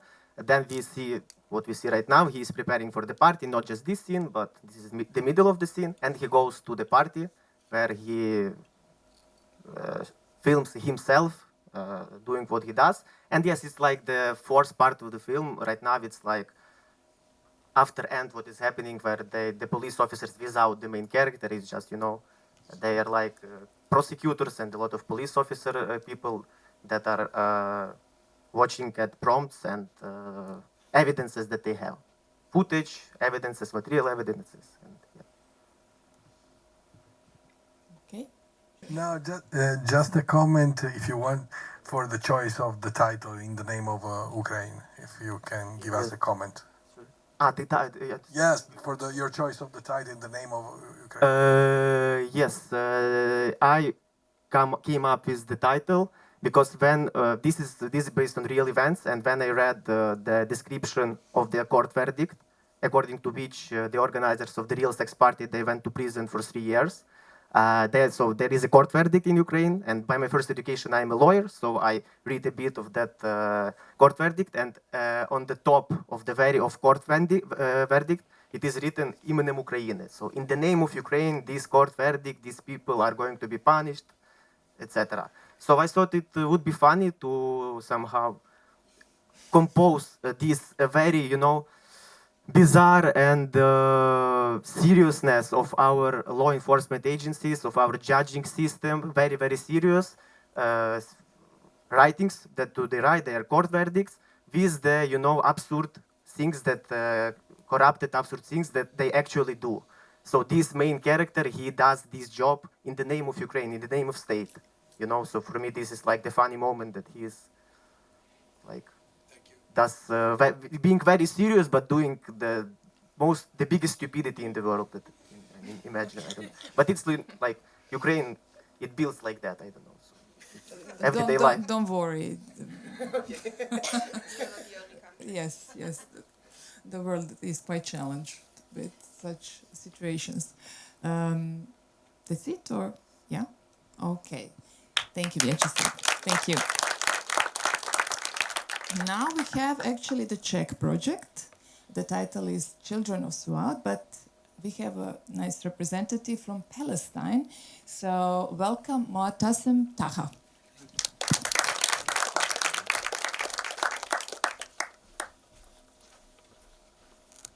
Hello everyone, I am Moatasem Taha, a Palestinian film director pursuing master degree in film directing at FAMO Film School in Prague.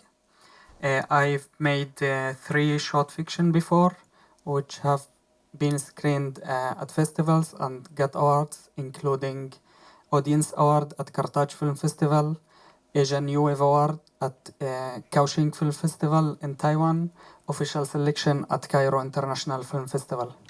I am here to pitch a new short film fiction, 20 minutes around, a comedy drama called Children of Suad. The film follows Aisha, a 75 Palestinian woman living in Arab-Palestinian village within Israeli borders. One day, a stray cat gives birth in her storage room. Every time she enters to grab something, the mother cat acts aggressively to protect her kittens. Aisha decides to move the kittens outside, hoping the mother cat will follow. That night, Aisha hears a loud meowing of the mother cat. Clearly, the mother cat looks for her kittens. She steps outside and discovers the kittens disappeared. The mother cat looks at Aisha and meows. Aisha feels guilt causing the disappearance of the kittens. The next day, she starts searching for the kittens in the neighborhood, asks neighbors. No one has seen the kittens. Every time the mother cat continues meowing as if she cries. Aisha gets a new idea to try to find a mate for the mother cat so she can give a new birth. She goes to her friend, Khitam, 55 years old, knowing her daughters have a male cat. The teenage daughters reject the idea when they know the cat is stray. Their cat is expensive breed. Aisha surprised, and in that meeting she knows every cat has a name, so she called the mother cat Suad. Khitam suggests to ask her Israeli Jewish colleagues, which also has a daughter who has a male cat. They go together there. The Israeli daughters refuse. Aisha feels because the Arab name of the cat, Suad, Arab traditional name. So after repeated rejection, Aisha feels even more connected and closer to the cat Suad. She cooks for her, sings to her, and even puts on her expensive jewelry to make her seem more valuable in society. One day, Suad disappears. Aisha looks for her without finding her. In the night, finally she finds Suad, killed and dropped. She looks at Suad laying down bloody. She feels guilty, consumed by guilt, and blaming herself putting that expensive jewelry on her. She taking Suad in her arm and walks home in tears. She grieves Suad. She buries Suad in her yard. She's still grieving, but she decides to find her lost kittens. She go to the schools with flyers. She asks from student to another. She finds 2 of the 4 kittens. She brings them home and raise them as the children of Suad. I wanted, this is the end of the film, and this is the main character, Aisha. I wanted to talk in this film about themes like motherhood, loneliness, and loss as a universal language connects human and animals. And also I wanted to talk as a Palestinian with Israeli citizenship about the place I grew up, hiding our voices, our thoughts, afraid of the consequences. And this hiding voices in life inspires me also to tell stories with hidden subjects such as racism, class differences, and discrimination, and also about the projection of human thoughts on animals and objects. Cats do not label themselves as stray, Jewish, expensive, or Arabs. We label them. So I also want to show a scene from a previous film with the same main actress and character, Aisha. أما شو بتقول هاي؟ شو بتقول؟ כאילו, מה את עושה בבית חולים? את חולה? כן, כן, אני חולה. أسنات أني خلا نص جسمي بحسش فيه بالمرة.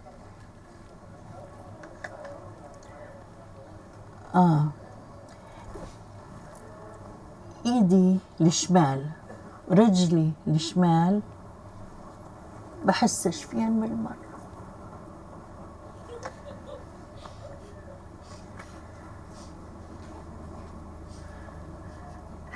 وقات יש לי כאבים בחזה. سلامتك أسنات سلامتك.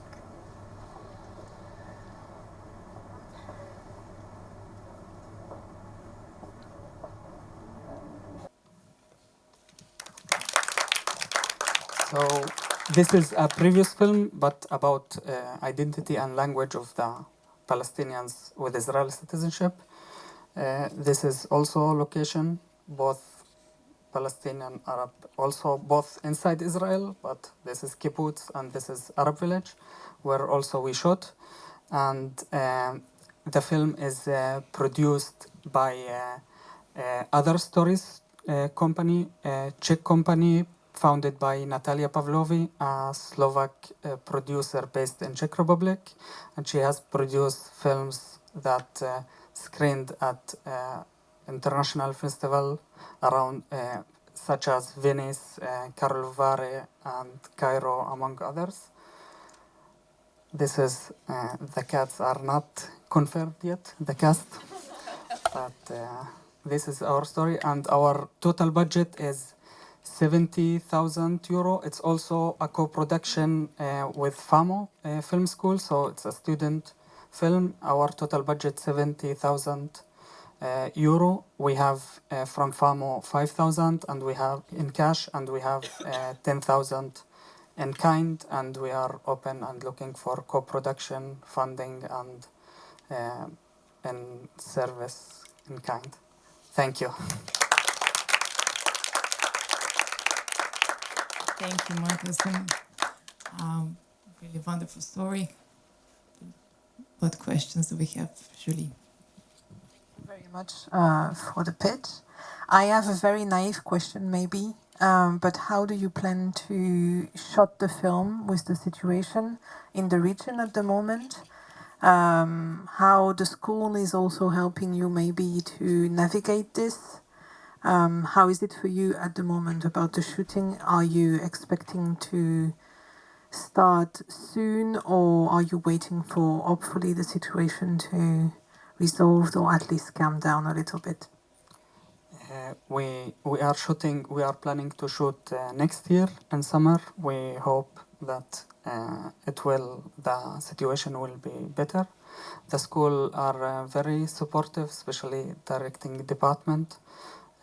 So we are trying also to co-produce with the Arab world and Europe to get funds, and I hope we can shoot it. It's about hoping.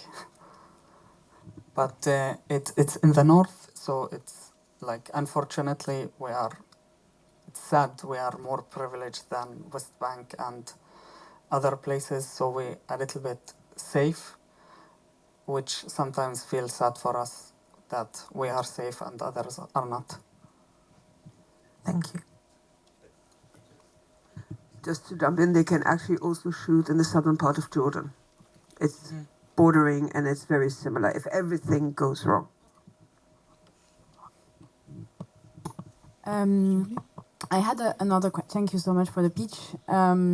About inspirations, like, do you have references in terms of language, cinematic language, but also the tone of it's comedic? There are comedic aspects. And we saw in the excerpts that there was an absurd conversation. So is it something you want to play with this new short? And yeah, if you can tell us more about that, those aspects. About the inspiration of the story, I was working also as a gaffer. So a stray cat enters my storage room near the house, and then every time slow me down. So I took the kittens outside, and then they disappear. And then she every night looks at me and meow, and my mom was also very emotional, so I decided to make this story.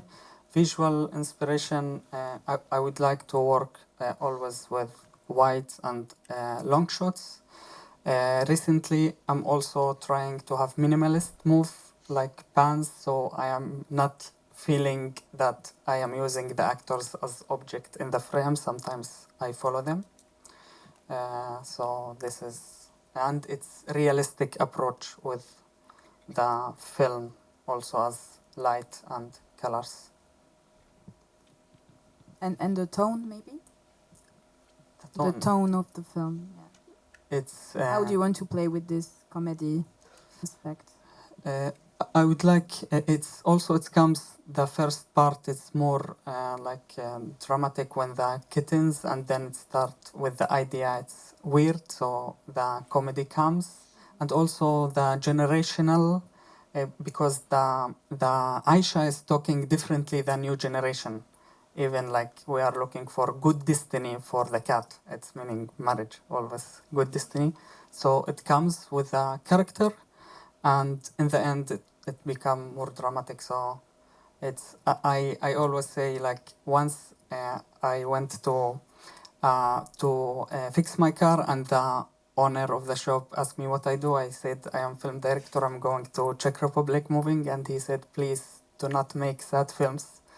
Especially as Palestinians, our life is sad, and we go to cinema to escape this sadness, but we find ourselves like in other sad Palestinian film. And I laughed because I know I will make sad films also.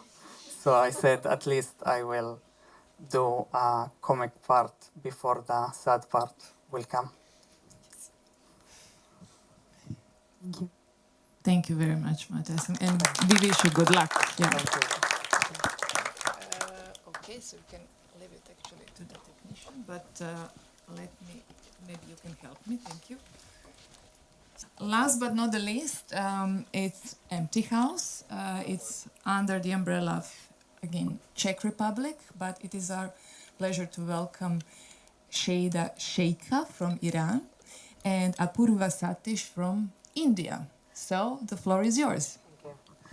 Good day, everyone. My name is Apoorva. I am a creative producer and co-founder of Offbeat Films. We are an international team based in Prague. I'm here with my writer-director, Sheida. Hi, everyone.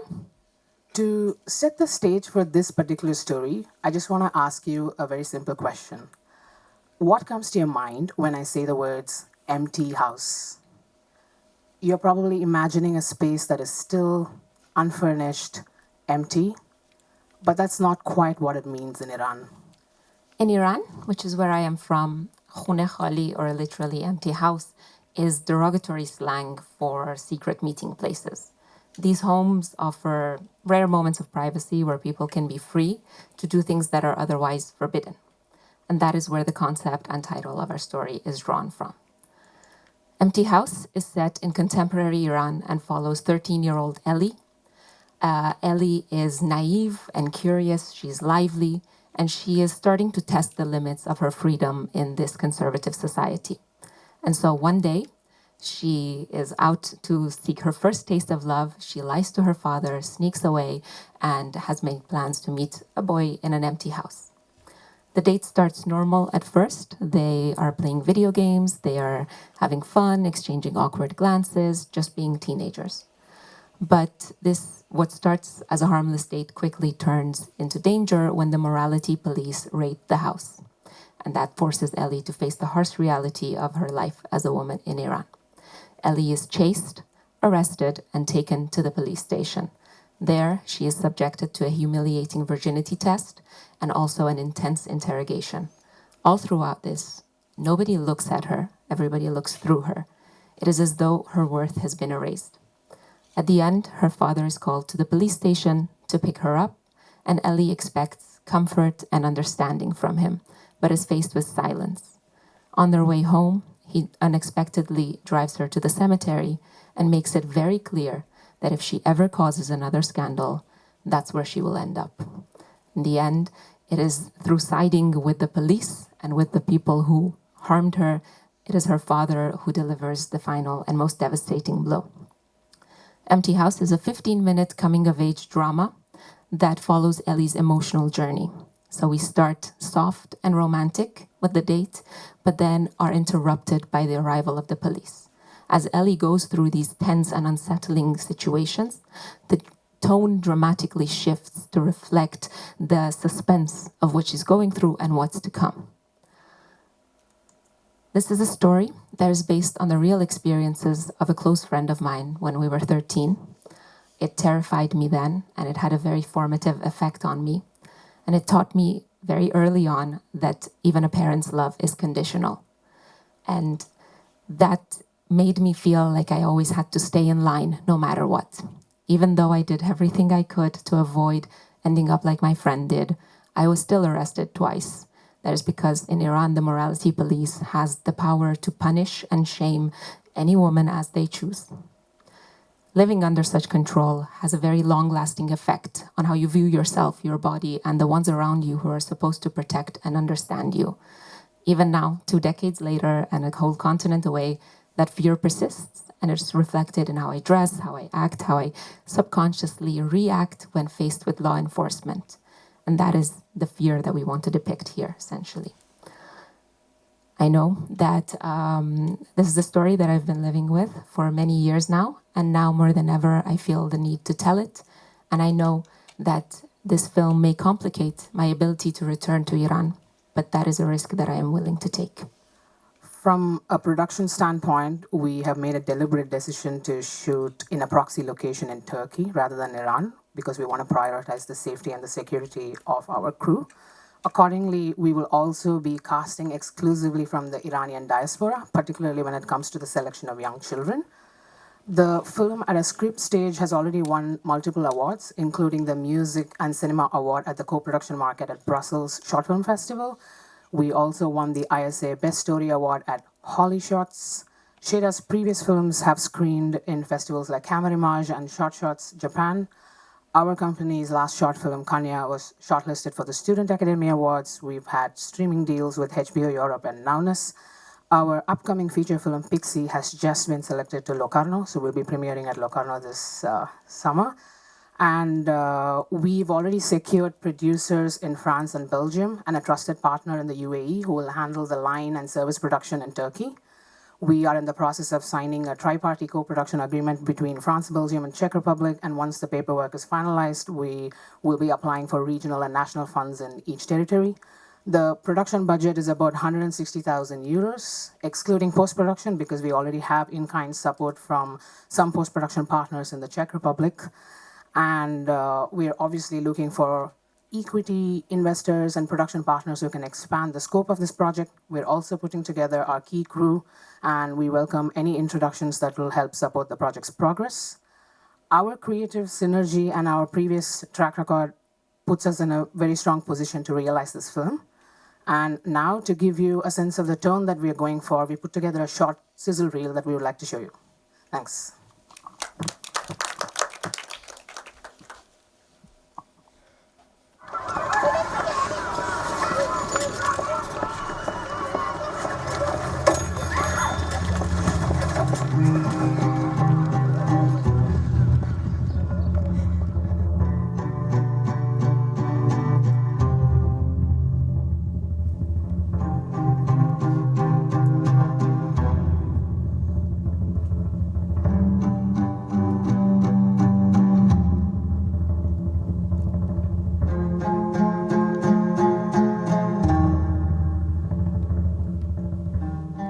برام مهم نبود.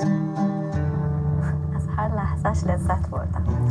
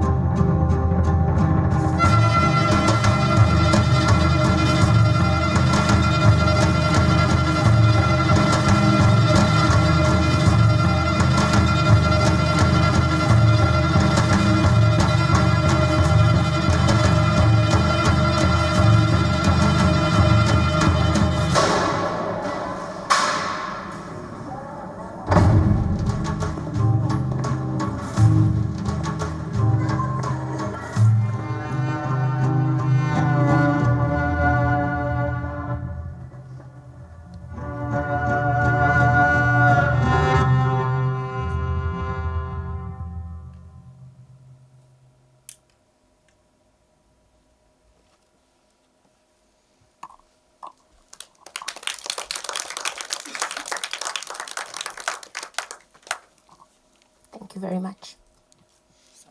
Yes. And the questions. Hello, and may I ask to the director to tell us more about these empty houses in Iran and how you think to make it resonate to the international audience? Yes, of course.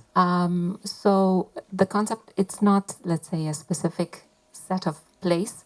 It is any house that is empty at that moment. So in the case of this story, for example, it is the boy's cousin's house, and they are on a trip at that moment. He's been given the keys, and it's clear through how they sneak in, through how they kind of like close the blinds and everything, that this is something that is there, basically. And also, when a house is empty in Iran, the neighbors are aware it is empty. So that creates this sense of risk. And we will also play with this kind of suspense and voyeuristic elements around that show that this is, in fact, an empty house, essentially. Okay, thank you.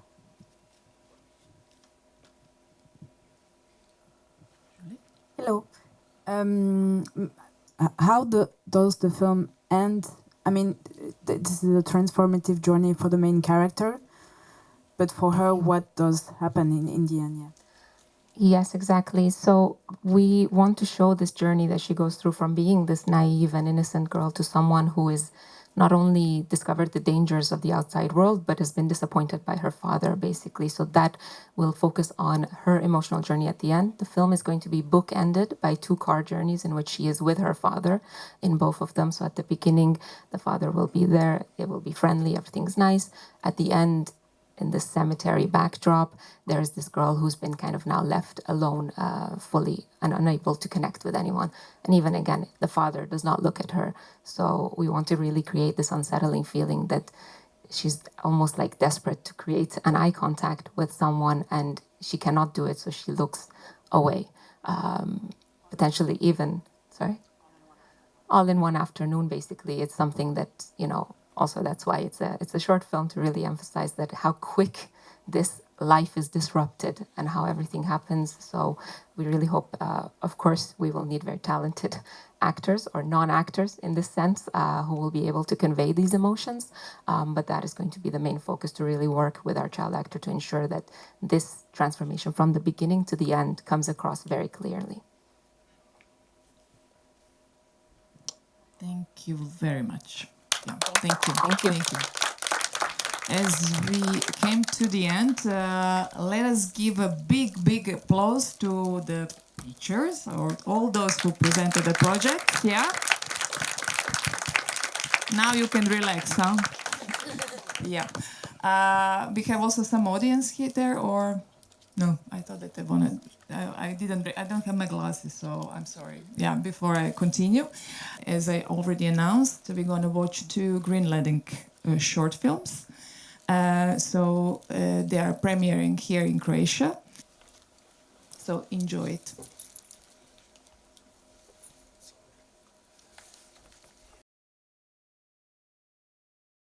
This was Arctic storytelling, and I'm very happy that we managed to get the films from Greenland. We didn't manage to get messages as there were some storms there, and I had a small request to record themselves outside, but still it was privileged to screen them for the first time in Croatia. As we came to the very end, first of all, I would like to give a big applause to everybody who pitched today. So, bravo. I'm sure the jury will not have an easy decision to make, as there were quite good projects, and you all did great today. We came to the very end, and what I wanted to say that I really wish you from the bottom of my heart that one day we see your films on a big screen somewhere around Europe and beyond. And I really wish you that your film, each of your film, resonates with the audience, because you really give your heart in it, and I'm sure that even today it resonated well with everybody here in Kaptol Boutique Cinema. We will start slowly moving, as there is some catering there waiting for you. But before that, I thank everybody who came in today. I know it was not easy with all the traffic and all the things going around Zagreb this weekend. So I really appreciate. We're gonna try to mingle, to network, to find some new collaborations and partnerships, right? And then at some point we're gonna come back in the Bau Bar to listen to the awards. I also want to thank to Hiperprodukcija for making these moments memorable. Yeah. Mladen and Robin for taking all your statements and how you feel, and small glimpses of how everything went well today. The venue and the students who helped me today, because I'm still recovering from not an easy car accident. So Greta, Blaž, and Lucia. And above all, last but not least, to Roshi, who actually made them look amazing today. Thank you. So let's now have some fun and let's eat as well. Thank you very much.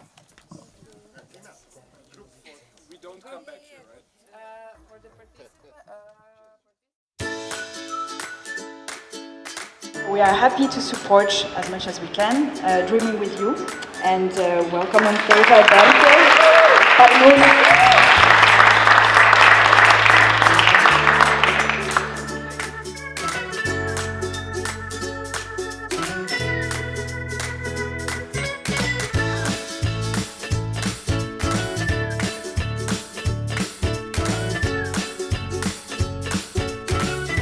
The Sayonara Award goes to Children of Suad by Moatasem Taha.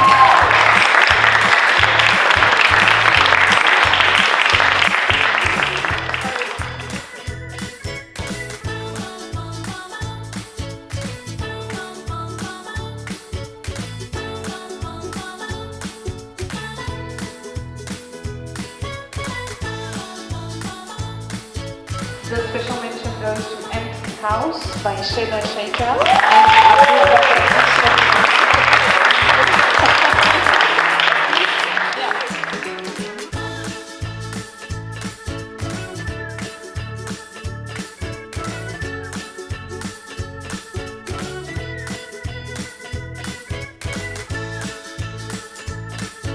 Chui Thermal Larissa Murai.